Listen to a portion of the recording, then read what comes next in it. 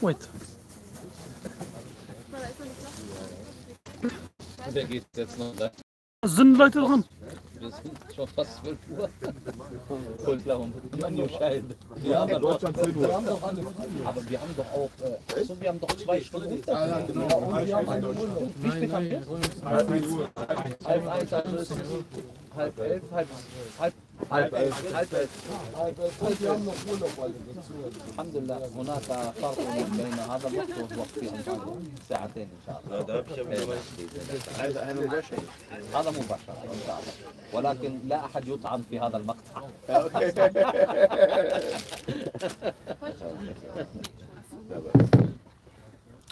So. We're going to we're going to go through a method which is tried and tested on how to give da'wah to people who don't believe in Islam. Yes, because at the end of the day in life you can either be a sheep or you can be a shepherd. You're either going to be the influenced or you are going to be the influencer. You're either going to affect or you're going to be affected. Meaning you can decide to be the one who questions or you are going to be the one who is questioned. This is a framework which has been developed. Actually, it was developed originally by someone called Abdul Green. Many of you may have known him. And then it was added onto. And it's a framework which we use. They use it in IERA, which is an organization which specializes in giving da'wah to people all across the world. Last year alone, 50,000 people became Muslim for this organization. In Africa, in Latin America, and it's also a system which has worked in the West, in Europe, almost everywhere. And it's called a GoRap system. GoRap is an acronym, which means every letter stands for a word. So G stands for something, O stands for something, R stands for something, A stands for something, P stands for something. So I will require your participation and your remembering. If you want to take notes, you can, because I will ask you questions, okay? This is not going to be lecture, it's going to be interactive session, because we need to make sure people know, yeah? So G stands for God. What does G stand for? God. God. How do you say in German? Good? How do you say? God. Yeah, okay, same thing, yeah. So, I think the word God in English is actually derived from a German word. I believe so. I was looking at it one time. But what I mean by this is, you have to, when you're speaking to someone, you have to figure out whether or not they believe in God. Yani, in Europe and the West, there is more and more people who, if you ask them, do you believe in God? They will say no, or they'll say, I don't know. Yes, they'll say no, they'll say, especially in the big cities, in Berlin, in Munich, in this place, that place, they'll say, maybe I don't know. If you ask 10 of people in the streets, say, what do you believe in God? Some will say yes, some will say maybe, some will say I don't know, some will say no, I don't believe in God. So if they don't believe in God, or they say I don't know, what would you do with them? You have to tell them, you have to show them a way to believe in God. Now the Quran gives us a way, actually. And everything I will say today is from the Quran, actually.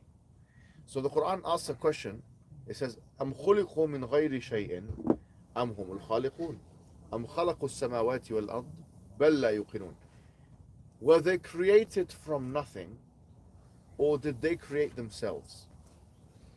Now let's think about this for a second. What is nothing? If I tell you to close your eyes now and think about nothing, do it for a second. Let's close our eyes and think about nothing. Let's think. Okay, open your eyes. What did you think? What did you think about, brother? Well, nothing. Okay, what did it look like? What did it, Yani? I don't know. We're in the desert now, right? Yeah, tell me something. You can't describe it. Can't describe it. I can't describe nothing because I see it dark. See dark, like, for example, when you look behind you, we're in the desert right now. Yes, it's like maybe you see something like this without the fire, without the sun, but just the blackness. If there was no lights in, there's something like black. Yeah. But I will tell you that this is not nothing. It's space. And the most you can do is think about space.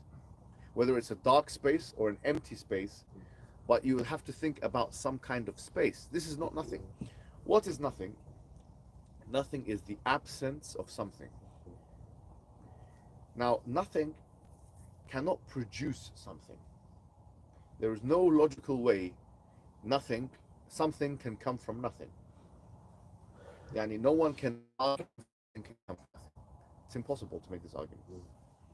I will tell you this as a matter of fact. I have studied this matter for very many years, and I've read what atheists have said and others. I don't think any serious atheist even says something comes from nothing. I'll be honest with you. So this is not an option. If you say something come from nothing, we say no, something did not come from nothing. Yes? Okay, what is the other option? The other option is that something created itself. So if you say the universe, which we live in, it created itself. Now, what will have to happen if the universe created itself? It would have to exist and not exist at the same time. Yani, let me give you an example. It is like a mother giving birth to herself. And is this something you can imagine? This is not something we can imagine because it is impossible. It have to exist and not exist at the same time. It's a contradiction. Does everyone understand? Yeah. So, okay, what is the other alternative now? Really, if you think about it, you say that the universe, they'll say, came from a big bang, for example. They may say this. It's a very common theory. Say, fine, no problem, no problem. What happened before the Big Bang? Yani, we already said something cannot come from nothing. So what put the Big Bang into being? Yani? They will say something else, maybe another universe. I'll say, okay, fine, no problem. What about that? And then they'll say another universe, another universe, another universe, another universe, another universe. What will we have? Infinite regress. Now, what does this mean? For example, if I say I want to drink this water, it's a very hot day, I need to drink this water. But before I drink this water, I have to ask him. What's your name again, brother? Yatmer.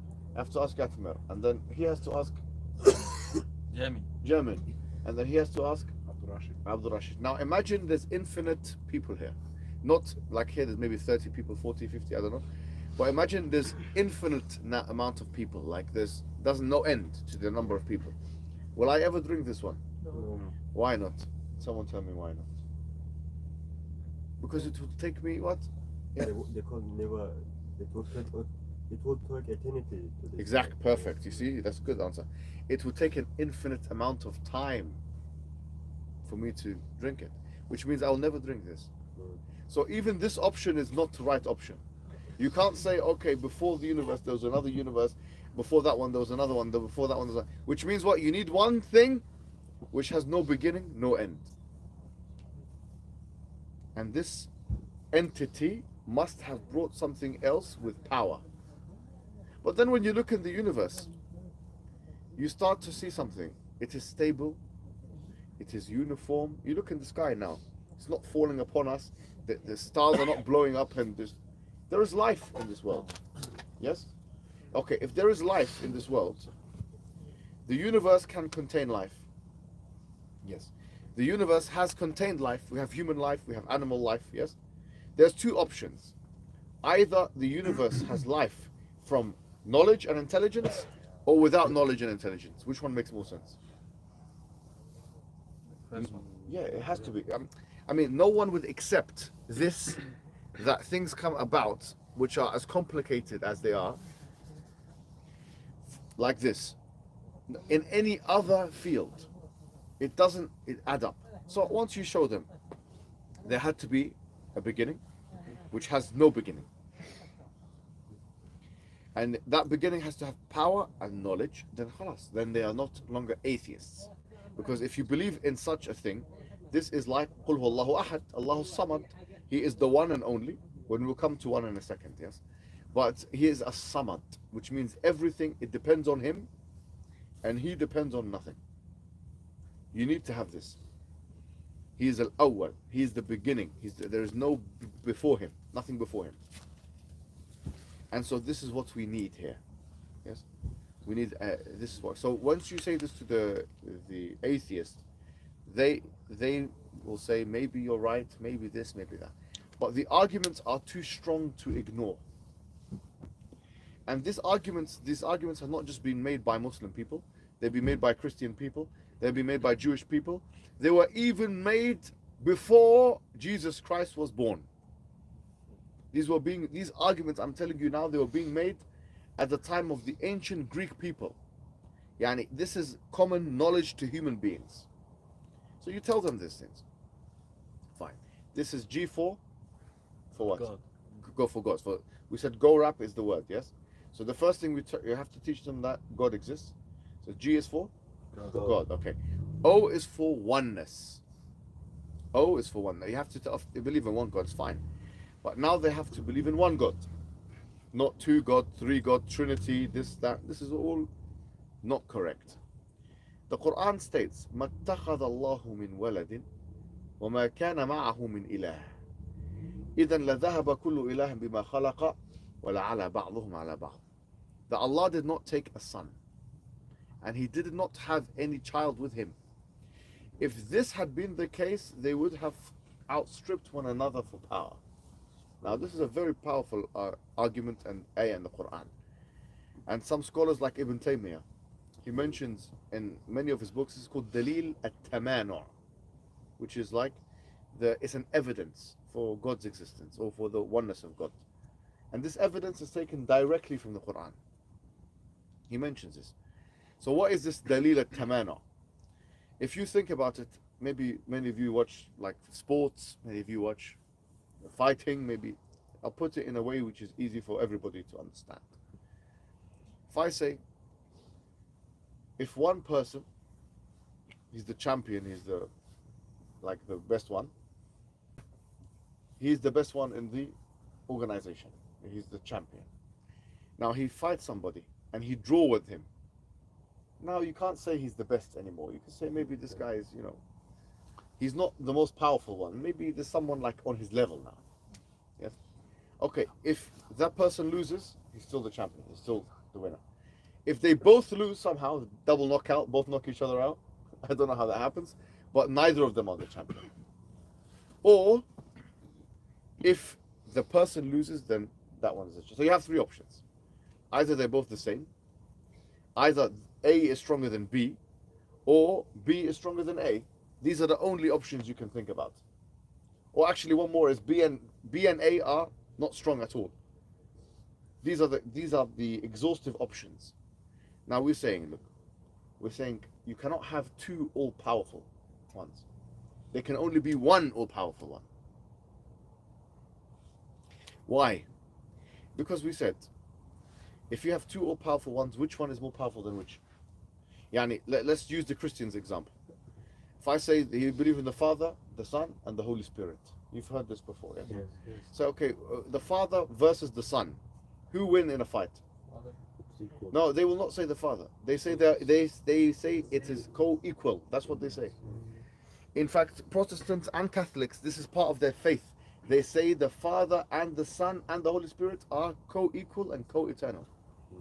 This is their belief. So we say, who will win in the fight? They will have to say it will be equal. But I said, if the Father, is He all-powerful? They say, yes, the Father is all-powerful. But if I say, is the Son all-powerful? They say, yes, the Son is all-powerful. The Holy Spirit, yes, the Son, yes. So how can all three of them be all-powerful at the same time? It's impossible. This is why it is ridiculous to say there is three all-powerful. All-powerful means He's better than all the ones. He can be everybody. So how can you have three that can be everyone? How can you have two that can be everyone?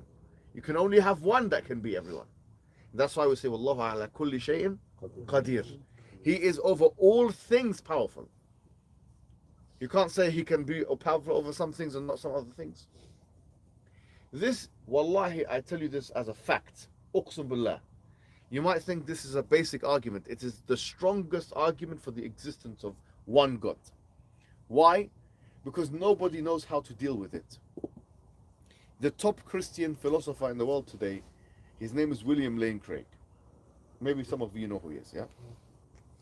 He wrote an article in his website called Reasonable Faith. And this article, he was trying to explain how you can have three all-powerful gods. He's trying to say something. He said, this is what he said. He said, it's like a dog with 3 heads. Astaghfirullah. Can you imagine? He's the top philosopher, the top guy, and he wants to explain to us why the Trinity is correct. He said, it's like a dog, like a kalb, like a dog, with 3 heads. With 3 heads. And then I thought, this can't be serious. Is he serious? So I checked in to see what the other Christian people are saying about him. And even his Christian friends are ridiculing him. Because like, if you think about it, why does it not make sense? Because if you say, for example, it's like a dog with 3 heads. Like, it's like, you know, have Siamese twins. Have you heard of it? Attached twins. Yes, like twins, but they're attached to each other. Yeah? But no one's going to say this is one person. Yes. The Trinity, they say 3 is 1. You see? No one's saying, okay, well, this one is the same as this one. And if Siamese twins came into the shop, one of them held a gun and said, give me your money. But the other one said, stop it, please, don't do this. You're going to punish the second one for the first one did? No one's going to do this. Meaning, if you have 3 heads, you have 3 centers of consciousness, you have 3 brains, you have 3 minds, you have 3 people, you have 3 entities, they're different from each other. So his example was a very weak example. You see, there's no way out of this dalil tamana. It stops you from making polytheism from a rational perspective. The top philosophers of the Christian world or anywhere else, they cannot respond to this.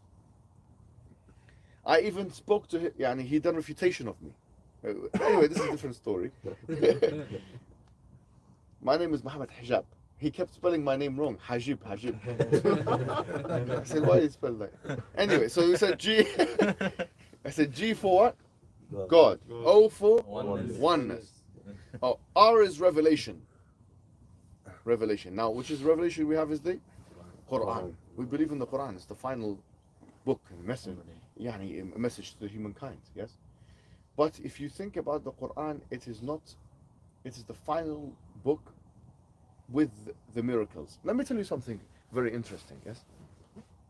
And this is something Ibn Hajar al-Asqalani he mentioned. You see, all of the other prophets, we know their miracles. Like Musa alayhi salam, he split the sea into 2, you see, and you know, Isa, he done many miracles. He cured the leper, you know, the blind, he healed him, and stuff like this, yes? Even he raised the dead with God's permission. All of it with God's permission, of course. Now, I promise you, if someone came today and he did these things, people will say he's a magician. Yani, it's not a really great evidence for the 21st century. Why? Because it's not examinable. You cannot examine it. The Quran, it has examinable evidences. How? Yani, let me give you a few examples. Yes. One of them is the Quran is being preserved. We have a Quran which is preserved. The Muslims, they fight each other for everything. They fight each other for sectarian, this one doing bid'ah, this one doing shirk, this one doing sharafiyah. They're all doing something. And then there's groups. كل حزب بما لديهم فرحون. The Quran says that everyone makes groups, yes? طيب. But they don't fight each other for one thing, which is Quran. You see, the Quran, everybody agrees this is our Quran. It's preserved. Anywhere you go, this is a great evidence for the veracity of Islam. It is a great evidence for Islam being true. Now, this is the Quran. Number 1. Number 2, it's preserved and it is memorized by many people. Now, the Quran, it has no contradictions inside of it. It says the Quran, لَوَجْدُ فِيهِ اخْتِلَافًا لو كان من عند غير الله لَوَجْدُ فِيهِ اخْتِلَافًا كَثِيرًا. If it was from other than God, they would have found in it many contradictions. But there is not contradictions like that in the Quran. So you tell them these things, yes? And then afterwards you tell them, also the Quran, in terms of the Arabic language, it is something which everyone agreed is at the highest level. There's nothing higher than it.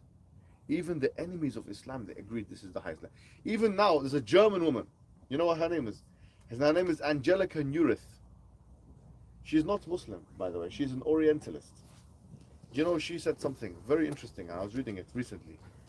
She said that the Quran made a challenge, which is called the inimitability challenge, which means it's tahaddi. It said that فَأْتُوا بِسُورَةٍ مِّن مِثْلِهِ وَدَعُوا شُهَدَاءَكُم مِّن دُونِ اللَّهِ إِن كُنتُمْ صَادِقِينَ. Yeah, you know, bring a surah like it, and bring your people from other than God if you're truthful.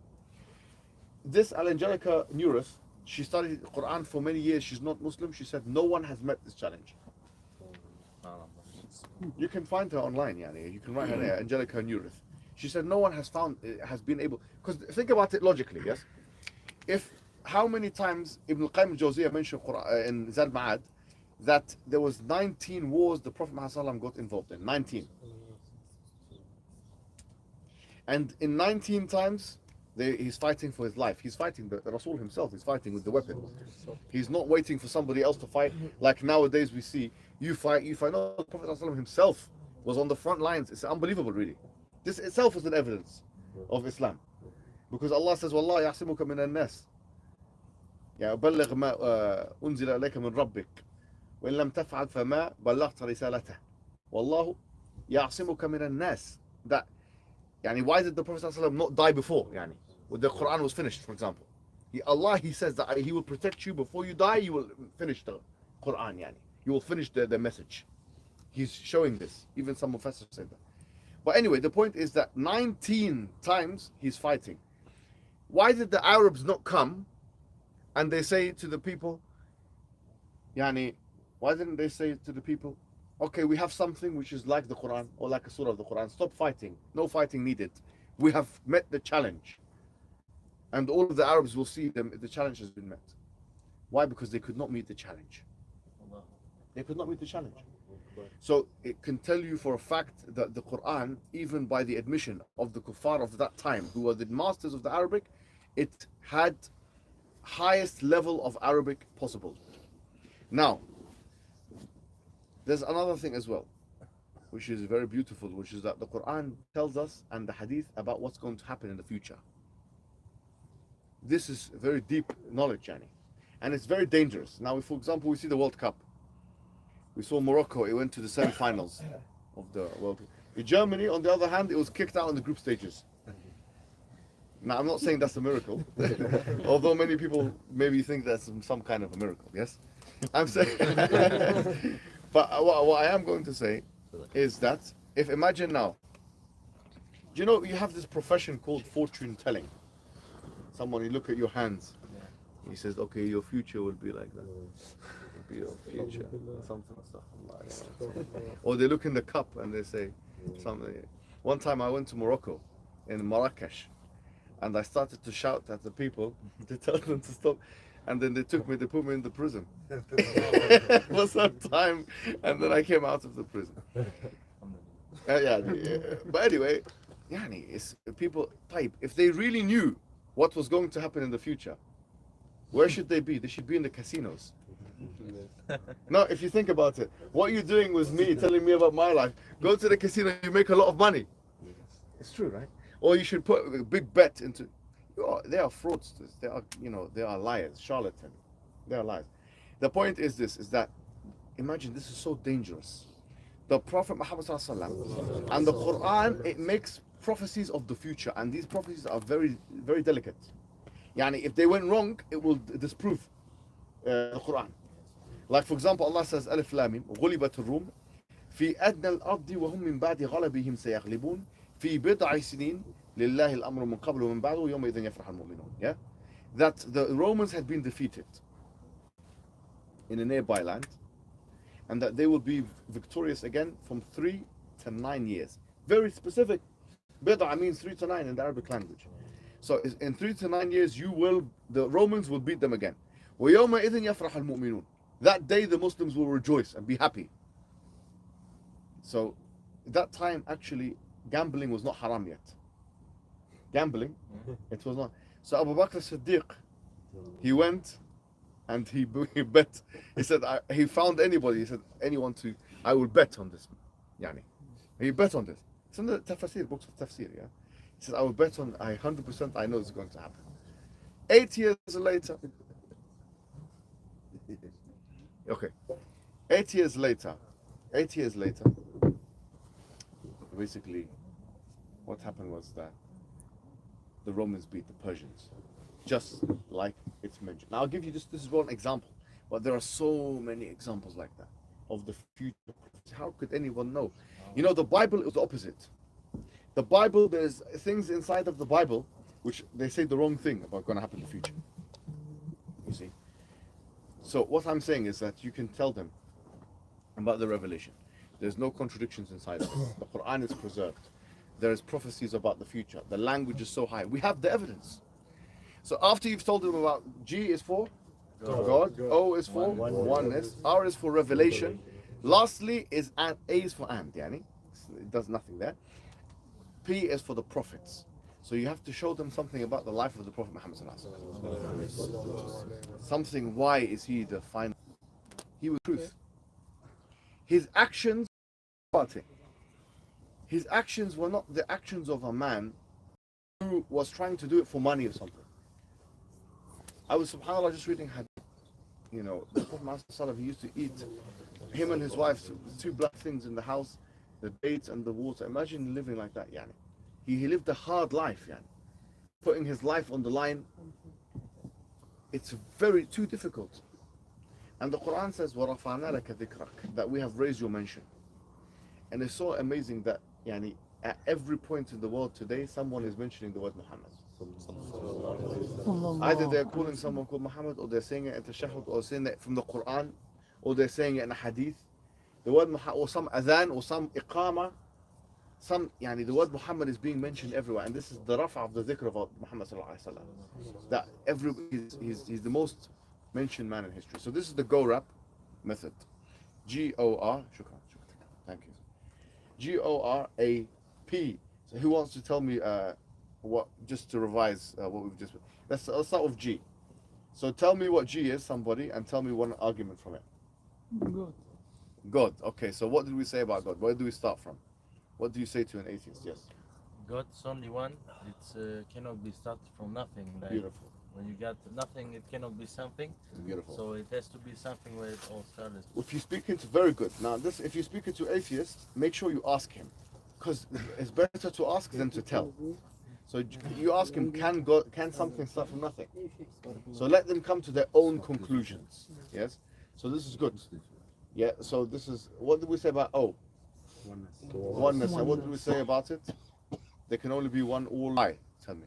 Because if there are three heads, there are three minds and three brains.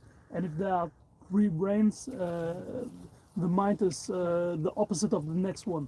So there can't be one mind which want to lead this earth. Beautiful. Excellent. So there can't be all, three or even two or five or any number. Yeah. Okay. What did we say about R for revelation? Yes. So a book, Quran. Yes, Quran. And how do we prove it is from God? Yes. And the Quran challenged the mankind to copy the Quran, and the mankind for 1,400 years Yes. can't copy the Quran. Exactly. No one can produce something like it. Great. Allah subhanahu wa ta'ala says in the Quran, فَأْتُوا بِسُورَةٍ مِّن مِثْلِهِ. And he challenged the whole world. Is that they cut this challenge. Beautiful. Excellent. About this. Yes. You have no wrong inside it, no conclusion. Beautiful. Inside the Quran. Excellent. What else did we say? Miracles, Like what? Prophecies. Like what? like the battle in Rome. The Roman. I gave you one. That's only one. There's so many I can mention. Yeah. In the Quran and in the Hadith as well. So, and then we talk about what's P for? Prophet. And who's the final prophet? Muhammad sallallahu alayhi wa sallam. And give us some reasons why he's the true prophet. He lived true to his word, and Yes. he was called the truthworthy even from his enemies Exactly. at the beginning of his life, and he endured so much hardship even he didn't need to. He has so much power, but he only used his power to help but not to benefit from it. Excellent, man. Your English is fantastic. This guy was very subconscious about his English. But his English is brilliant, mashallah. Ich habe alle mitgebracht, die Englisch sprechen können.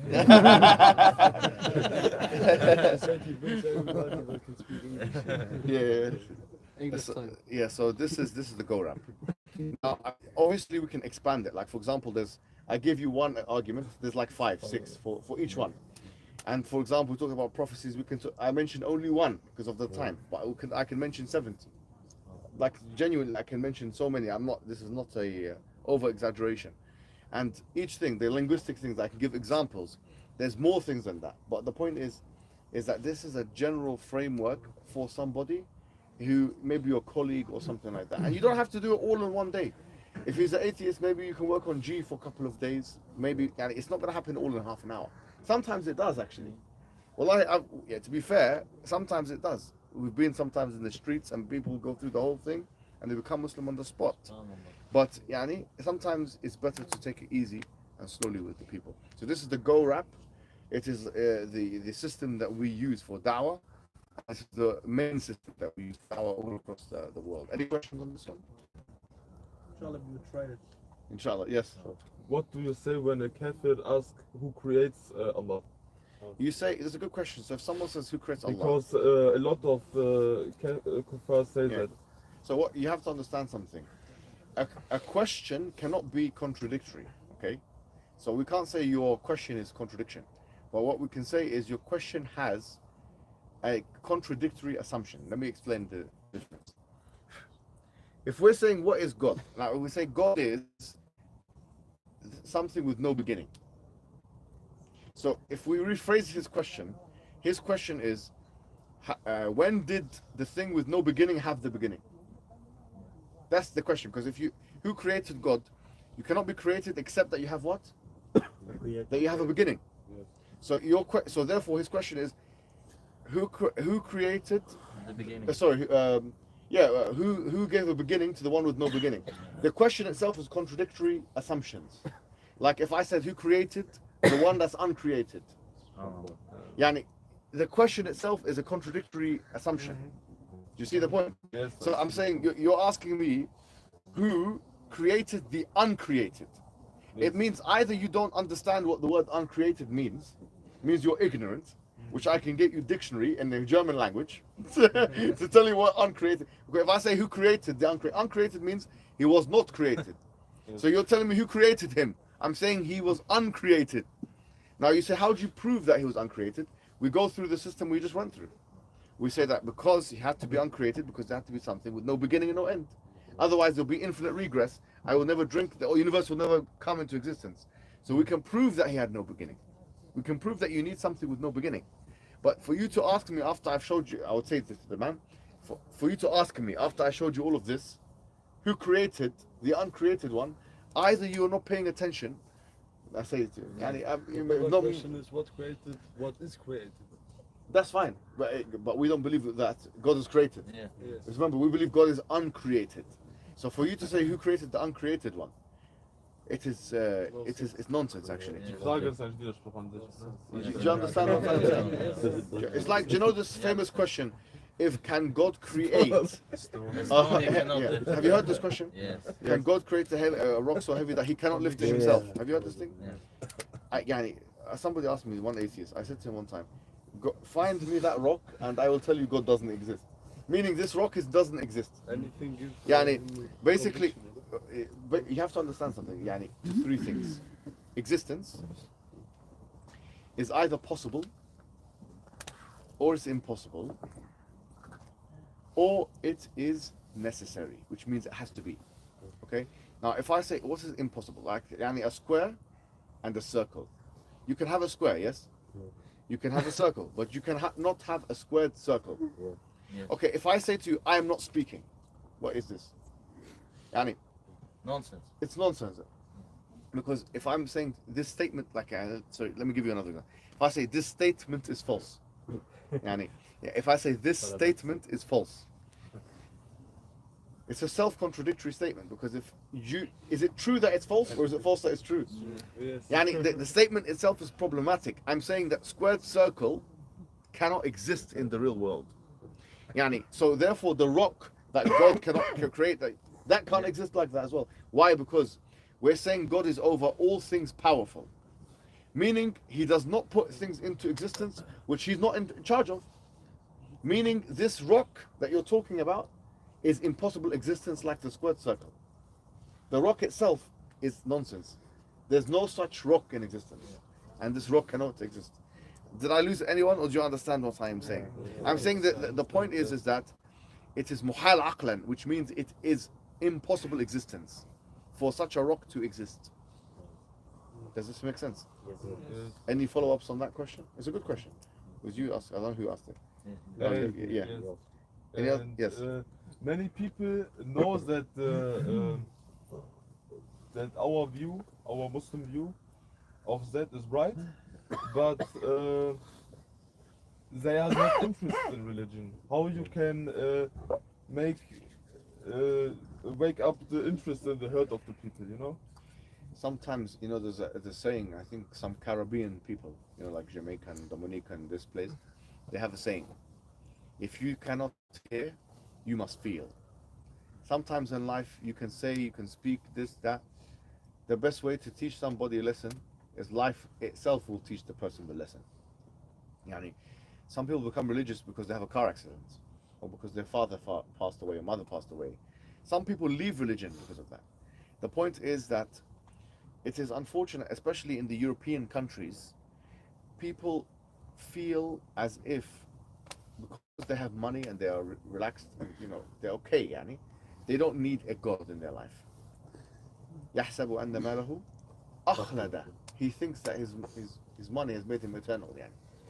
The point is, with these people, it is more difficult. This is the fact. It is easier to bring a person who's poor to religion, who has not got much and who needs a God, than to bring someone who has everything. However, the key in the Western world is to remind them of their depression. Because there was a study that was done.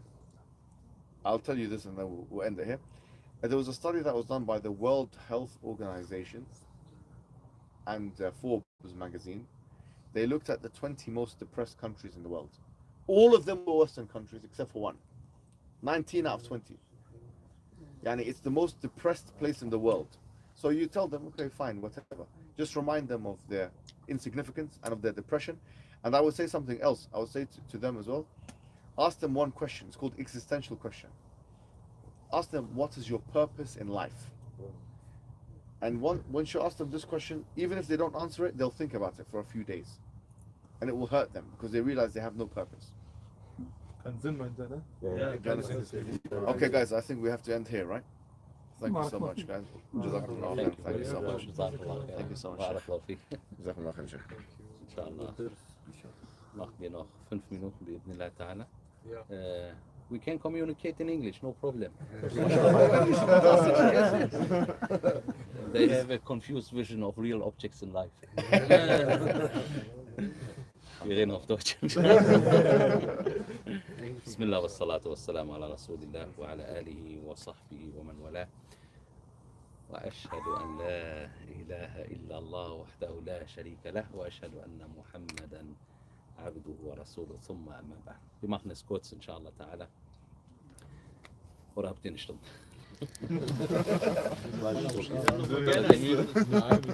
Alhamdulillah. Okay, dann bringe ich euch dazu, müde zu werden.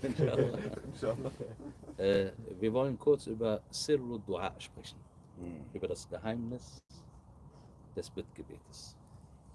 Es gibt eine Ayah, die jeder von euch gelesen hat. Aber subhanallah, die wenigsten haben sich darüber Gedanken gemacht, wie viel in dieser Ayah drin steckt. Allah subhanahu wa ta'ala sagt, وَقَالَ رَبُّكُمْ ادعوني أَسْتَجِبْ لَكُمْ. Und euer Herr spricht, bittet mich, so werde ich euch erhören.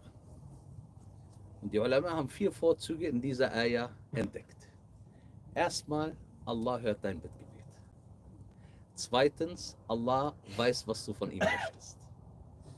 Drittens, Allah ist in der Lage, dir zu geben, warum du ihn auch immer bittest. Und viertens, er hat es dir versprochen. Behaltet diese Wörter im Kopf. Nochmal, Allah hat dich gehört. Und Allah weiß, was du von ihm möchtest. Und Allah ist in der Lage, dir zu geben. Und Allah hat es dir versprochen. Das alles in dieser Ayah. Und euer Herr spricht, bittet mich, so werde ich euch erhören. Könnte er dich erhören, wenn er dich nicht hört? Wüsste er, was er dir gibt, wenn er dich nicht hört? Ja. Nein, Ich habe die Frage nicht ganz Ich hab vorhin gefragt, ob ihr müde seid. Du bist schon müde. Ich glaube, ich habe die Frage falsch verstanden. Ich bin auch müde. Wenn Allah weiß, wie kann Allah uns geben, wenn er nicht weiß, was wir möchten? Ach so, nein, da habe ich das falsch verstanden. Sorry. Kein Problem. Wie kann Allah uns geben, wenn er nicht in der Lage ist, uns zu geben? Und vor allen Dingen hat Allah uns versprochen, bittet mich, so werde ich euch geben. Der eine oder andere könnte jetzt die Frage stellen, aber ich bitte doch Allah. Warum gibt er mir nicht? Eine berechtigte Frage? Ja. Eine berechtigte Frage. Der Prophet sallallahu alaihi wasallam, da schließen wir ab, sagte in einer authentischen Überlieferung bei Imam Ahmad und bei Al-Bukhari in Al-Adab al-Mufrad, das ist nicht in seinem Sahih. Er sagte, Al-Ijabatu takunu bi ihda thalath. Die Antwort des Bittgebetes erfolgt über drei Wege. Lasst uns hören, was diese Wege sind. Imma yu'ajjila lahu da'wata, entweder wird Allah subhanahu wa ta'ala sofort das Bittgebet von einer Person erhören. Das heißt, es gab Menschen, wenn sie Allah gebeten haben, ehe sie zu Ende gesprochen haben, kam die Erfüllung. Über Al-Hasan al-Basri rahimahullah ta'ala wird überliefert, einer saß bei ihm im Unterricht, der war der Begründer der Mu'tazila. Nimmt das einfach, das ist eine Sekte. Und dieser hat Fitna gemacht im Dars von Al-Hasan al-Basri rahimahullah ta'ala. Al-Hasan al-Basri ist ein Imam von Ahlus Sunnah wal Jama'ah. Und als sie reinkamen und Fitna gemacht haben in der Moschee, sagte Al-Hasan al-Basri, Allahumma kfinihim bima shi'ta. Kaum hat er die Wörter zu Ende gesprochen, ist einer tot umgefallen. Tot umgefallen. Abul Baraa ibn Malik al-Ansari radiallahu anh, wenn er Dua gemacht hat, bei einem Krieg, der verloren gewesen ist, so hat Allah Azza wa Jal eine Kehrtwende gedreht und sie haben den Krieg gewonnen. Das sind Leute, Mustajab al-Da'wah. Wen kennt ihr unter den Sahaba, wer unter diesen Leuten war, dessen Bittgebet Allah subhanahu wa ta'ala sofort angenommen hat unter den Sahaba? Wen kennt ihr? Sa'd ibn Abi Waqqas, radiallahu anhu wa arda. Sa'd ibn Abi Waqqas, wenn er sein Bittgebet gemacht hat, wurde sofort erhört. Eines Tages hatte er ein Problem mit Abdullah ibn Mas'ud. Es kam zu einem Streit und dann hob Sa'd ibn Abi Waqqas langsam die Hände. Abdullah ibn Mas'ud, verzeih mir. Verzeih mir. Weil er wusste, Allah hört sofort sein Bittgebet. Die andere Gruppe, also entweder er hört Allah subhanahu wa ta'ala sofort dein Bittgebet oder Allah schiebt dein Bittgebet auf bis Yawm al-Qiyam. Yawm al-Qiyam. Allahu Akbar. Was heißt das, er schiebt dein Bittgebet auf? Das bedeutet, er erfüllt dir nicht das Dua hier in dieser Dunya, aber Allah hat es angenommen. Er wird dir das geben, worum du ihn gebeten hast, nicht in Form von dem, wonach du gefragt hast, sondern in Form von Hasanat. Eine Frage an euch. Wenn wir sagen, du bekommst erst deinen Lohn Yawm al-Qiyamah. Natürlich, jeden erfreut es, wenn Allah ihn erfüllt, worum er ihn gebeten hat. Jeden Diener erfreut das. Aber ich frage euch eine Gegenfrage. Wenn Allah dir Yawm al-Qiyamah gibt, während du brauchst und es schlecht um dich aussieht, was bevorzugst du? Zum Beispiel, du sagst, ja Allah, gib mir eine rechtschaffene Frau. للأسف كل من يجلس هنا يدعو أنت تعرف ما يريد إلا الزوجة لا الجنة إلا الزوجة. Na, auf jeden Fall, wenn du sagst, ja Allah, gib mir eine Frau. Mal angenommen, Allah gibt dir keine Frau. Jetzt die Frage. Wirst du traurig sein, Yawm al-Qiyamah, wenn du die Hasanat bekommst und Allah dich deswegen in das Paradies eingehen lässt? Weil Allah weiß, dass du diese Hasanat Yawm al-Qiyamah mehr brauchst als die Frau in der Dunya. Deswegen hat Allah dein Bittgebet aufgeschoben. Natürlich, jeden erfreut es, wenn er die Erfüllung hier in der Dunya schon sieht. Aber Yawm al-Qiyamah ist ein harter Tag. Fi yawmin kana miqdaruhu 50.000 Sana. An einem Tag, der ein Ausmaß hat von 50.000 Jahren.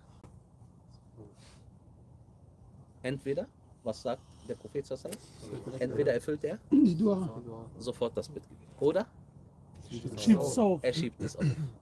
Oder, und das ist das dritte und letzte, oder Allah wendet Übel von dir ab durch dein Bittgebet. Nach so einem Hadith, wie können wir sagen, Allah hat unser Bittgebet nicht angenommen? Wie? Wallah, das ist Dhulm, dass wir so etwas sagen. Das ist Unrecht. Weil Allah hat es angenommen, aber du weißt nicht darüber Bescheid. Das heißt, du hast Allah zum Beispiel um eine bestimmte Arbeit gebeten. Allah hat dir die Arbeit nicht gegeben, aber er hat eine Krankheit von dir abgewiesen, die du normalerweise mitgenommen hättest. Sehen wir das? Nein. Wir sehen das nicht. Das heißt, du wirst nur gewinnen. Was haben wir gesagt? Entweder sofort oder aufgeschoben oder Allah wendet etwas. Schaut mal, die Sahaba, als sie das gehört haben, diese Überlieferung, dann sagten sie, so werden wir viel Dua machen, und gesagt, wir können ja nicht verlieren dabei. Sie haben verstanden. Er sagte, Allah ist mehr. Allah ist mehr. Egal wie viel Dua ihr macht, Allah kann geben, was er will. Aber wenn ihr zu den besten Diener gehören wollt, zu den allerbesten, dann macht ihr Dua nur deswegen, weil Allah dir sagt und dein Herr spricht, bittet mich. Nicht damit du was bekommst, sondern weil Allah subhanahu wa ta'ala dann zufrieden mit dir ist, wenn du ihn bittest. Das reicht dir. Ob du was bekommst oder nicht bekommst, das ist nicht deine Hauptsache, sondern alleine deswegen, weil Allah dich dazu aufgefordert hat, ihn zu bitten, das reicht dir. Das ist die Sache. Und wer so dieses Bittgebet vollzieht, der hat das Geheimnis des Bittgebets entdeckt. Und er wird viele Bittgebete machen. Und schaut mal, ich erzähle euch eine Geschichte von einem der Salaf. Die Überlieferung ist von Al-Bayhaqi, rahimullah ta'ala, mit einem Isnad, der Hassan ist, bi'idhnillah ta'ala. Es gab einen Mann damals von den Salaf, der ist ausgerückt für Sabilillah. Und er war auf einem Reittier. Und mitten auf der Strecke ist sein Reittier zusammengebrochen und gestorben. Aber der Mann hatte ein Ziel, er wollte kämpfen für Allah subhanahu wa ta'ala mit den anderen Muslimen. Aber sein Reittier ist zusammengebrochen. Dann haben sie ihm gesagt, wir geben dir ein Reittier. Er sagte nein. Jetzt hatte er nur eine Option, dass er den Rest der Strecke läuft. Dann sagte er, indem er die Hände gehoben hat, er sagte, ja Allah, ich bin aus keinem anderen Grund rausgegangen, außer um meine Shahada zu erlangen. Ja Allah, du bist derjenige, der zu allem in der Macht hat, der zu allem die Macht hat. So bringe mein Tier wieder zum Leben. Auf einmal sah er sein Reittier, sein Esel, er hat sich bewegt und ist aufgestanden. Der Rawi, Ash-Sha'bi, rahimullah ta'ala, der über 500 Sahaba getroffen hat, er sagte, Wallahi, wir sahen, dass nicht nur sein Tier wieder vom Tod auferweckt wurde, sogar wurde das Tier in Al-Kufa im Irak nochmal sogar für Geld verkauft. Was sogar eigentlich schon tot war. Allahu Akbar. Subhanallah. Er hat für ein totes Tier 200 Dinar oder sonstiges bekommen. Als er gefragt wurde, dieser Salafi, er wurde gefragt, wie kannst du so eine, oder wie kommst du dazu, Bittgebet zu machen? In so einer Art und Weise, weil ein totes Tier ist ein totes Tier. Aber es war natürlich eine Karama, ja, eine Ehrung. Nicht, dass wenn jetzt dein Hamster stirbt, dann sagst du, ja Allah. Okay, das war eine Ehrung. Bitte nicht falsch verstehen. Weil dieser Mann war auf dem Weg für Sabilillah. Dann sah er, die Leute, sie waren erstaunt. Sie haben hin und her geguckt, sie haben sich angeguckt. Dann sagte er zu ihnen, was ist los mit euch? Ich habe Allah gebeten und er hat mich erhört. Das ist Yaqin. Deswegen sagte der Prophet sallallahu alaihi wasallam, Ud'u Allah wa antum muqinuna bil ijaba. Bittet Allah, während ihr was? Gewiss seid, dass Allah Bittgebet erhört. Karim, wenn ich dir sage, bitte, dass er dir 1 Million gibt. Warum lachst du? Warum lachst du? Weil er weiß, dass er 1 Million bekommt. Dann will ich nicht bekommen. Wenn wir ehrlich sind zu uns selber, Jeder. Allah kann geben, ja oder nein? Ja. Hat Allah arme Menschen reich gemacht? Ja. Und umgekehrt? Ja. Das heißt, warum haben wir nicht die volle Gewissheit bei unserem Dua? Schaut mal, die meisten würden schmutzeln, wenn ich ihnen sagen würde, bitte Allah um 1 Million. Nein, kein Problem. In Englisch, no problem. Warum? Weil Allah zu allem in der Lage ist. Aber das Problem ist, wenn wir bitten, ja Allah, mache, dass ich meine Sünden nicht mehr mache. Helfe mir, dass ich meine Sünde nicht mehr mache. Während er Allah bittet, ganz im Ernst, was ist in seinem Herzen? Ich werde es sowieso nicht schaffen. Deswegen erfüllt Allah auch nicht dein Bittgebet. Warum? Bittet Allah, während ihr gewiss. Einer sagt, ja Allah, gebe mir eine rechtschaffene Frau. Während er Allah bittet, glaubt er so recht daran im Herzen? Nein. Einer möchte eine Wohnung haben, er sieht 200 Mieter, er sagt, ja Allah, mache, dass ich die Wohnung bekomme. Aber ganz im Herzen ist er gewiss, dass er diese Wohnung bekommt. Und das ist das Problem. Hier haben wir ein Hauptproblem. Oder 2. Eins davon ist jetzt mir das Hauptproblem. Ich habe gesagt, Zweifel. So, Zweifel. Ich habe Zweifel. Wir bitten um Entschuldigung. Das heißt für uns nur eine einzige Sache. Demnächst, wenn wir Allah bitten, Allah wird unser Bittgebet inshallah erhören. Vorausgesetzt, wir ernähren uns nicht von Haram. Weil viele fragen sich, warum ihr Bittgebet nicht erhört wird und sie ernähren sich durch Haram. Was heißt, man ernährt sich durch Haram? Deine Quelle ist Haram oder du isst etwas, was? Schau, Subhanallah, heutzutage, wir verdienen Haram Geld, aber kaufen Halal Fleisch. Allah. Hey, Sheikh, we earn Haram provision, but we will buy Halal meat. It's so. Aber es ist noch besser als Haram zu verdienen und Haram Fleisch zu kaufen, oder? Er hat eigene Qiyas gemacht. It says it's better to make Haramani and haramani and buy halal meat than to make haramani and buy haram things. You can take him to United Kingdom, inshallah. Deswegen, ja, Barakallahu fikum, und damit schließen wir ab. Ist kein Haram und verdient kein Haram. Und vor allen Dingen seid gewiss, wenn ihr das Bittgebet macht, wisset, Allah wird euch das Bittgebet erfüllen. Und macht einfach nur das Bittgebet, weil Allah es liebt, dass ihr ihn bittet. Wenn er euch die Sache gibt, Alhamdulillah, wenn nicht, wir sind nicht traurig. Wallahu ta'ala ala wa alam, subhanakallahumma bihamdik, ashhadu an la ilaha illa ant, astaghfiruka wa atubu ilayk. Jazakum Allah khairan wa barakallahu fikum. Nashkurukum. Wallahi forza سعيدة ونسأل الله سبحانه وتعالى أن يكتب لكم أجرا عظيما وأن ينفع بكم جزاكم الله خيرا. Fragerunde? Nur wenn eine wichtige Frage ist, sonst inshallah. Habt ihr eine wichtige Frage? Du hast immer eine Frage, bitte. Ich habe nur eine Frage, weil Sheikh, du hast ja gesagt, entweder hört Allah das Bittgebet sofort Sahih. oder er gibt dafür eine Belohnung. Oder er schiebt es auf. Oder er schiebt es auf oder gibt dafür eine Belohnung. Oder er wendet übel von dir. Oder er wendet übel ab. Genau. Oder wenn ich jetzt zum Beispiel, ich mache mit voller Gewissheit eine Dua, aber diese Dua ist noch nicht erfüllt. Und ich mache die Dua schon seit langem.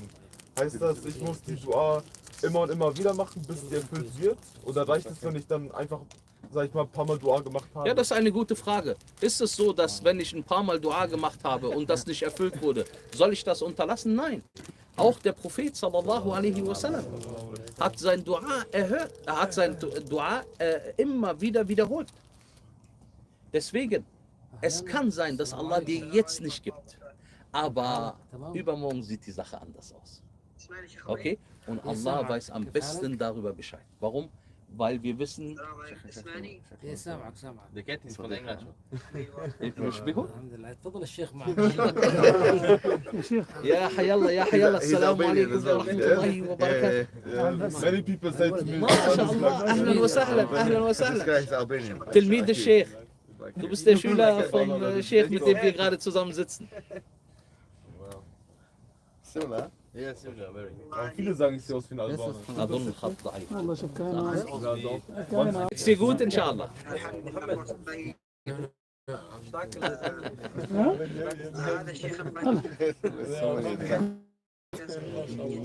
Alhamdulillah, sehr gut, sehr gut. Wir hätten uns gewünscht, dass wir euch heute kennenlernen, weil der Sheikh erzählt hat, dass ihr in Deutschland seid.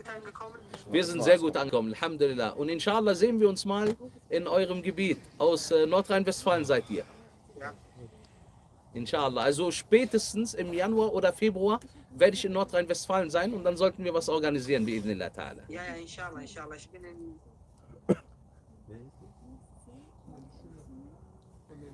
Inshallah, inshallah, Abdullah. Ich bin in Neuss, ich bin in Düsseldorf.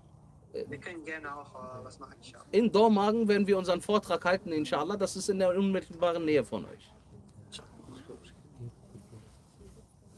Alhamdulillah. Wir bleiben mit dem Sheikh in Verbindung, ja?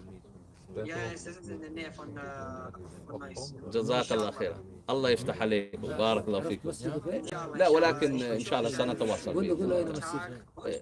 أنا مسيح. فانا اخذ رقمه ان شاء الله وساتواصل معه باذن You الله take a number. Yeah? جزاك الله خيرا حياك الله السلام عليكم ورحمه الله وبركاته نعم Ich habe noch eine achso Frage. ich dachte wir sind schon zu Ende والله. Jetzt fliegen die Fragen. نعم أرسل لي مسجدك عبد جزاك الله الله خير. مسجدك. السلام عليكم ورحمة الله وبركاته. نعم Sehr klar, Herr Jannah. Wenn man Dua für eine Sache gemacht hat, eine lange Zeit, Allah subhanahu wa ta'ala dieser Person aber diese Sache abgewendet hat. Beispielsweise ein Mensch hat sich eine bestimmte Sache gewünscht, aber Allah hat einem genau das Gegenteil gegeben. Dieser Mensch hat sich mit dieser Sache dann abgefunden, weil er gesagt hat, okay, diese Sache ist kein Khair für mich. Sonst hätte Allah ja nicht das Gegenteil gebracht. Kann es sein, dass mit der Zeit Allah aber diese Sache, wo man empfunden hat, die nicht Khair für einen war, doch Khair sein kann? Ja. Verstehst du? 1 Uhr stellst du uns verschachtelte Frage mit 3 Nebensätzen. Nein, also guck mal. Ich will einfach nur Ja, schlafen. dann was ist Guck mal, Chef, nochmal. Guck mal ganz kurz und knapp. Beispiel, einfach ein Beispiel. Einfach ein Beispiel. Einer hat sich zum Beispiel, keine Ahnung, beispielsweise ein Auto gewünscht. Zum Beispiel. Okay? Einer macht Dua für die ganze Zeit. Und dann kriegt er von jeder Seite ein Zeichen, dass dieses Auto Katastrophe für ihn ist. Dass er dieses Auto nicht nehmen soll. Kann es sein, dass mit der Zeit aber Allah subhanahu wa ta'ala einfach nur die Sache hinhalten wollte, sodass er dann dieses Auto bekommt, nur nicht zum jetzigen Zeitpunkt, sondern später? Allah subhanahu wa ta'ala sagt, "Asa an takrahu shay'an wa huwa Khairun khairun lakum." Vielleicht mögt ihr eine Sache nicht, aber sie ist gut für euch. Das heißt, Allah könnte dir eine Sache geben, die für dich augenscheinlich nicht so förderlich ist, beziehungsweise mit der du nicht so 100% zufrieden bist. Okay? Aber Allah legt Gutes darin. Und diese Sache wird gut für dich sein, aber weil du das nicht weißt, guck mal, wie Allah die Ayah beendet, Wallahu ya'lam wa antum la ta'lamun. Allah weiß, während ihr nicht wisst. Deswegen, dieses Verborgene ist bei Allah subhanahu wa ta'ala. Manch einer sagt sich, subhanallah, warum bin ich geplagt mit so einer Frau zum Beispiel? Oder warum bin ich geplagt mit so einem Kind zum Beispiel? Oder mit so einem Auto? Aber Allah hat Gutes darin gelegt. Und das Geheimnis darüber weiß Allah subhanahu wa ta'ala. Deswegen soll man geduldig sein, wenn man, und deswegen bringen wir euch immer bei, bevor ihr eine große Sache macht, nicht nur eine große Sache, auch kleine Sache, Istikhara. Istikhara. Das heißt das Bitten um Entscheidung. Du hast dich entschieden für die Frau, dann machst du Salatul Istikhara. فَإِذَا عَزَمْتَ فَتَوَكَّلْ عَلَى اللَّهِ Inna Allaha yuhibbu al-Mutawakkilin. Wenn du dich entschieden hast, dann vertraue auf Allah, wahrlich Allah liebt diejenigen, die auf ihn vertrauen. Deswegen, du siehst manchmal in einer Sache nichts Gutes oder du bist nicht absolut zufrieden mit dieser Sache, aber Allah legt viel Gutes darin. Und wir wissen nicht warum. Ich gebe euch ein Beispiel. Unser Sheikh Abu al-Huwaini, hafidhullah, er hat einmal ein Beispiel erzählt. Er sagte, es gab einen Mann, der hatte eine Frau. Dann ging er zum Sheikh und sagte zu ihm, ich möchte meine Frau scheiden. Hat der Sheikh ihm gesagt, warum? Er sagte, die macht mir Probleme und Kopfschmerzen und ich kann diese Frau nicht mehr aushalten. Dann sagte der Sheikh zu ihm, bleib bei ihr. Wegen 3 Sachen. Warum? Er sagte zu ihm, du wirst merken, diese Frau ist khair für dich. Dann sagte er wirklich tatsächlich, die war khair für mich. MashaAllah, tabarakallah. الأسبوع الماضي في قطر. والله في قطر. طيب إن شاء الله سنأتي إليكم ونبقى معكم بإذن الله تعالى لأن نلاحظ أنكم لا تعرفون إلا الطيبين. نسأل الله سبحانه وتعالى أن يجمعنا بها. Auf jeden Fall 3 Sachen. sagte er 3 Sachen. Warum man mit einer Frau zusammenbleiben soll, die dich auch verrückt macht. Die erste Sache, man vergisst nie Dhikrullah. Weil immer, wenn sie dich zornig macht, sagst du, Subhanallah. La hawla wa la quwwata illa billah. Allah ya Sheikh. تعلم ما هو سره؟ والله يا معلم الذنوب. Subhanallah, Subhanallah. Wo waren wir? Die zweite Sache. Die zweite Sache, du bist dabei. Ja. Die zweite Sache, du wirst niemals deine Verwandtschaftsbande brechen, weil du willst gar nicht mit ihr zusammenbleiben. Also gehst du immer aus dem Haus. Und die dritte Sache, du senkst deine Blicke, weil immer, wenn du daran denkst, eine neue zu heiraten, die genauso ist wie die alte, dann sagst du, A'udhu billah. Aus diesem Grund sollte man eine auch üble Frau behalten. Inshallah ta'ala. Na, tafadda. Jazakallah khair. Waiyakum. Können Träume darauf hinweisen, dass die Dua in naher Zukunft erhört worden ist? Können Träume darauf hinweisen, dass der Dua in Erfüllung geht? Wenn wir Istikhara machen, ist keine Notwendigkeit, dass wir einen Traum sehen müssen. Das ist eine falsche Sichtweise von vielen, vielen Leuten.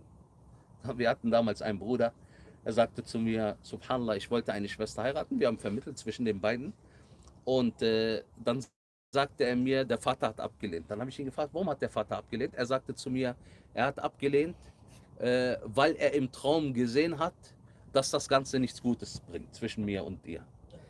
Er sagte aber, Wallahi, hätte ich ihm gesagt, ich verdiene 3.000 Euro, hätte er einen anderen Traum gesehen. Hätte ich einen ganz anderen Traum gesehen. Das ist kein Muss, dass man Träume sieht. Es könnte sein, dass Allah subhanahu wa ta'ala einem etwas gibt.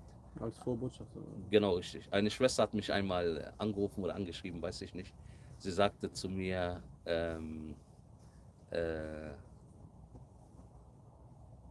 sie war gerade, glaube ich, in Vermittlung mit ihrem Mann und sie hat geträumt, dass sie ihn im Jobcenter getroffen hat. Im Jobcenter. Das ist Traum. Das war ein Traum. You go there when you don't have a work and they give Man kann Sachen sehen, die sind, ihr müsst ja eine Sache verstehen. In einer authentischen Überlieferung bei Al-Bukhari sagte der Prophet sallallahu alaihi wasallam, die Träume sind dreierlei Art. Einer von Shaitan. Allah, einer von Shaitan. Shaitan und einer vom Nafs. Nafs. Weil wenn du die ganze Zeit mit einer Person beschäftigt bist, ja, zum Beispiel, du gehst nach Hause zu jemandem, weil du eine Frau heiraten möchtest. So. Jetzt ist Jasmin da und Lena da. Und du willst Jasmin heiraten. So.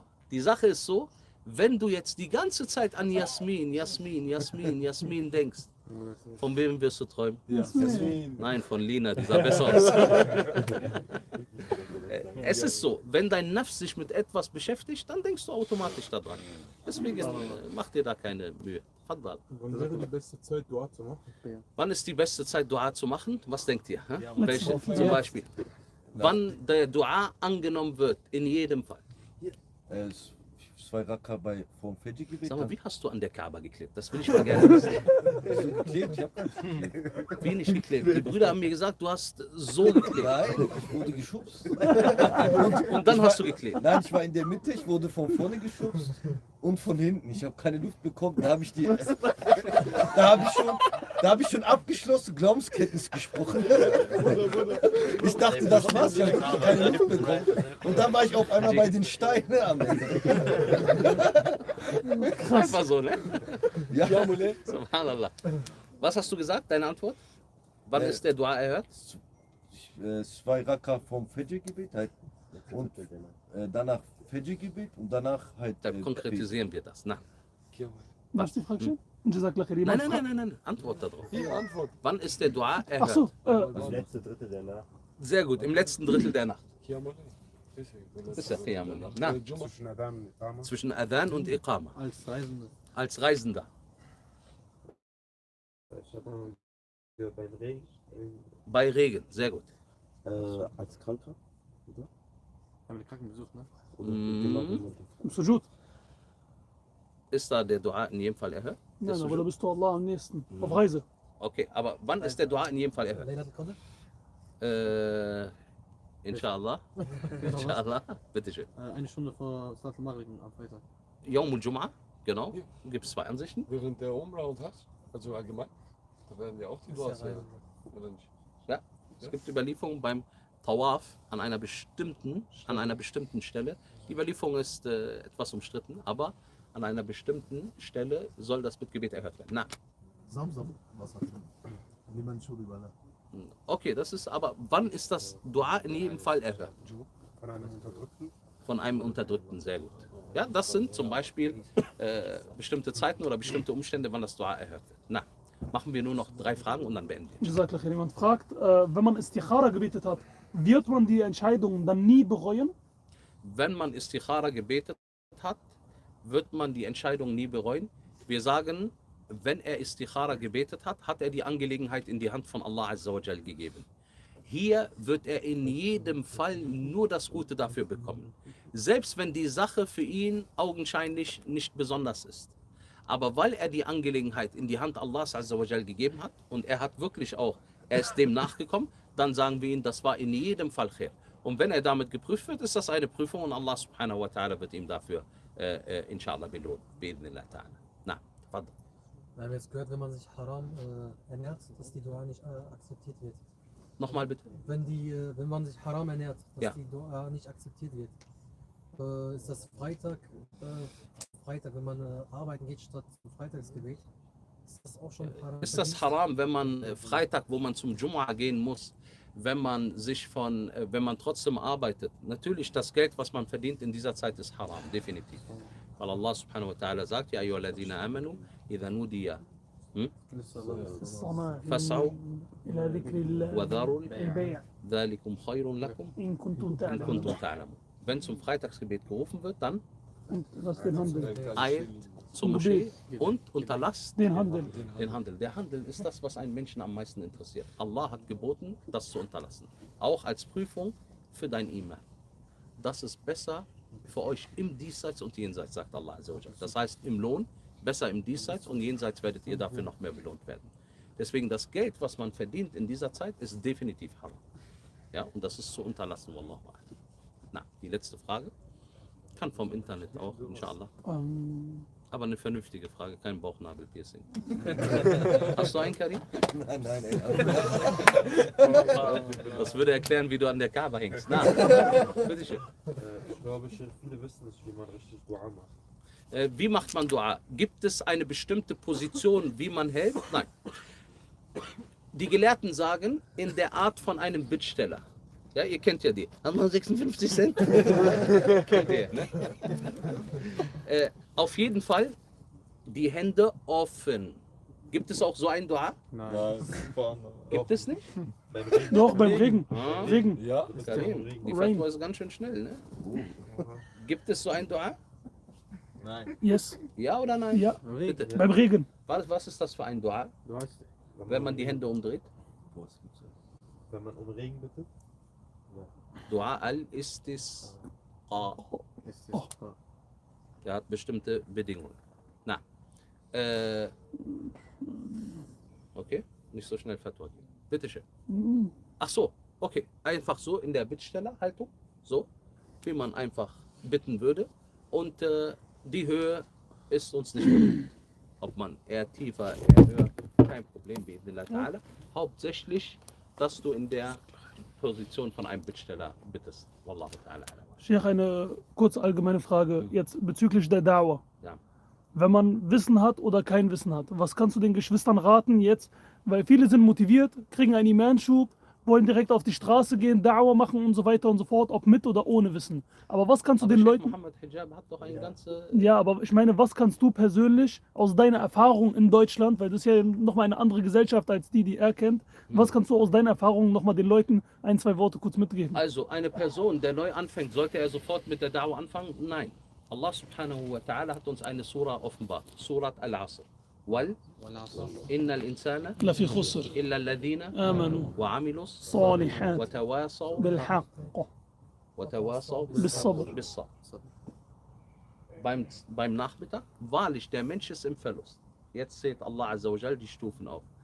Außer diejenigen, die glauben und rechtschaffen handeln.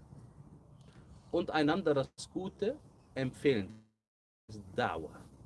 Und geduldig sind. Wann kam die Da'wah? Wann kam die Da'wah? An dritter Stelle. So. Erstmal außer diejenigen, die glauben. Sag mal, ich glaube Allah und der Prophet sallallahu alaihi wasallam. Okay. Dein Glaube ist der Glaube von Schia? Nein.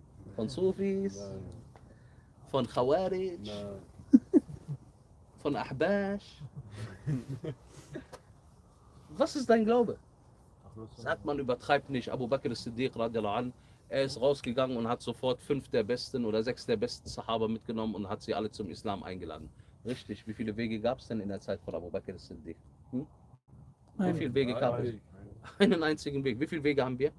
72 Oh, das wäre schön. Alleine Tariqa. شيخ هم عندهم مكان خاص الدولة تدعم تصدق هذا؟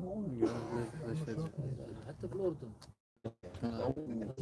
الله أكبر. Kein Wissen und keine Weisheit. Es gibt eine Geschichte. كان هناك أحد من الشباب طيبين التزم بالعالمين وبدأ بالالتزام.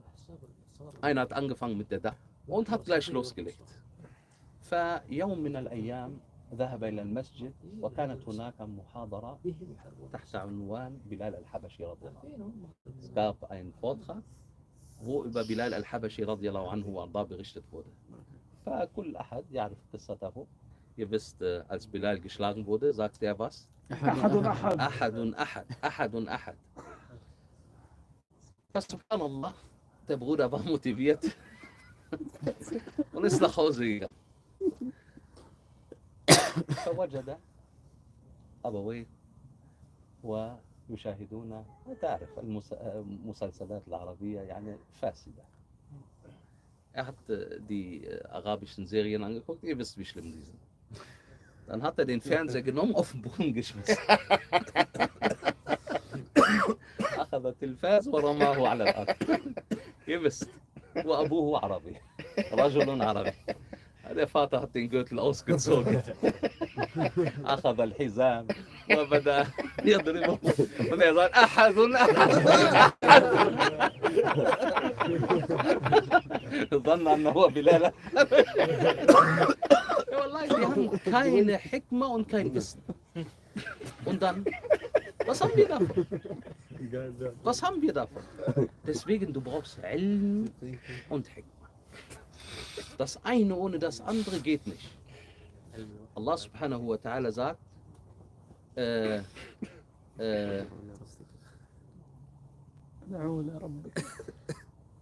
هذه الدعوة التي يقدمونها في ألمانيا يا شيخ. إيه نعم. This is the da'wah they do in Germany.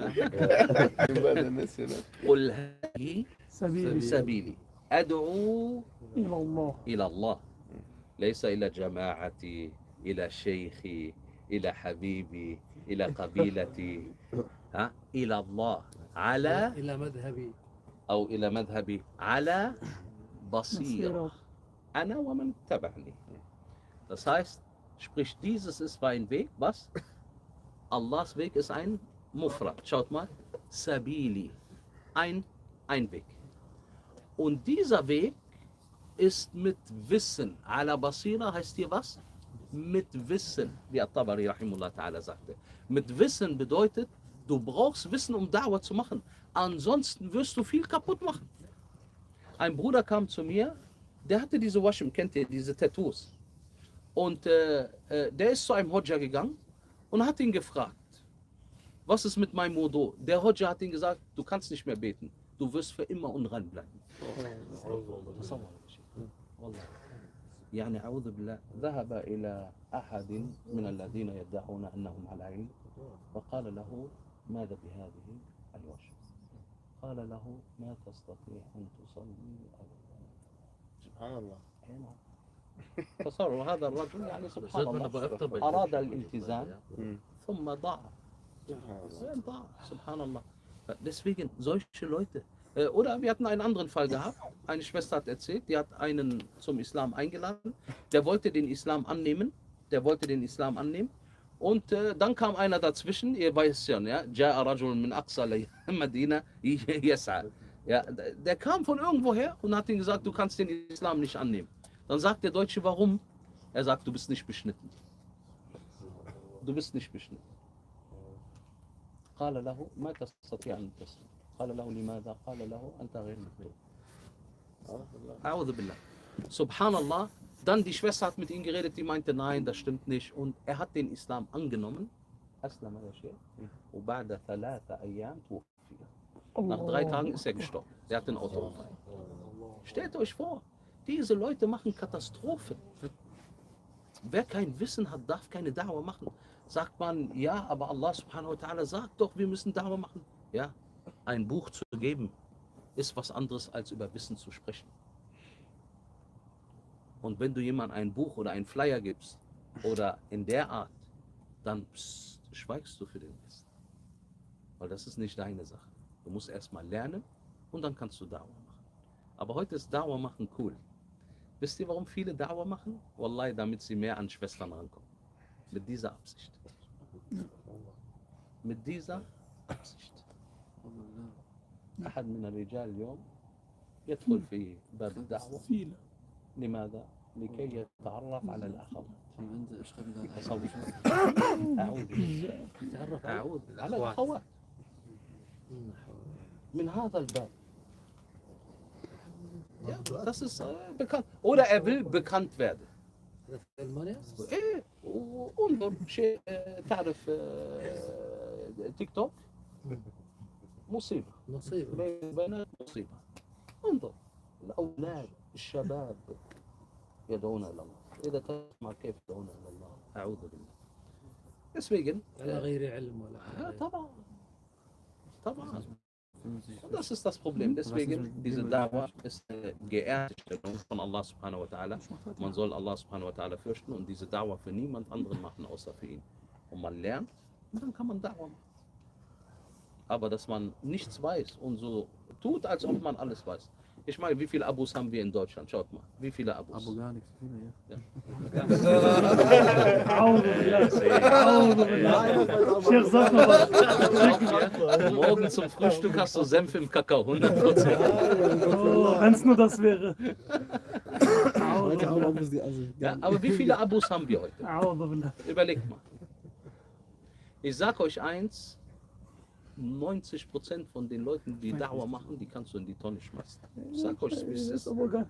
Wenn du guckst, die haben gar nicht richtig gelernt. Nummer 1. Und Nummer 2, die haben niemals wirklich die Grundlagen der Da'wah verstanden. Und das merkst du auch daran, wie sie Da'wah machen.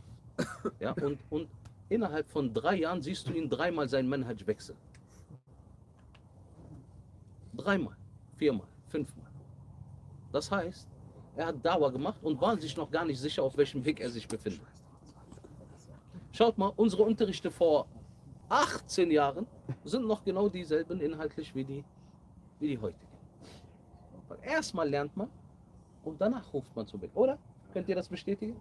Haben wir damals was anderes gesagt als heute? Das ist Religion. Manche sagen dir, ja, warum redest du immer über dasselbe? Ja, soll ich eine neue Religion erfunden? Was heißt hier? Warum redest du immer dasselbe? Subhanallah, ändert sich die Religion oder was? Über was soll ich reden? Ja, deswegen, der Jahil hat nichts anderes zu tun, maximal ein Buch übergeben oder zu einem Unterricht einzuladen, das war's. Mehr braucht er nicht zu machen. Wallahu a'lam. Na. طيب. جزاكم الله خيرا وبارك الله فيكم. نشكركم يا شيخ على هذه الدعوة الطيبة والله لا ننساها. وهذا شرفا لنا والحمد لله رب العالمين تعرفنا عليكم على الشيخ. نسأل الله سبحانه وتعالى أن يوفقكم في الدنيا والآخرة وأن يرفع قدركم في الدارين. Und إن شاء الله زورنا في ألمانيا بإذن الله. إن شاء الله تعالى. بإذن الله تعالى. فإذا تريد نذهب إلى الحبس ونعمل هناك دعوة. فيقولون ابقوا هنا.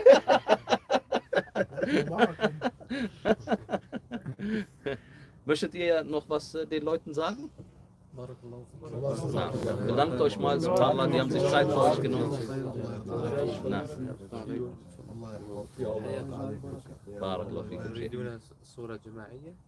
Wollt ihr ein gemeinsames Bild machen? Ja, sehr gerne. يحبون الصور يا شيخ. بس هنا من أصحاب الصور. نرى هنا. Das Bild. Ich mache von euch das Bild. أنا أصور إن شاء الله. Gib mir das Handy.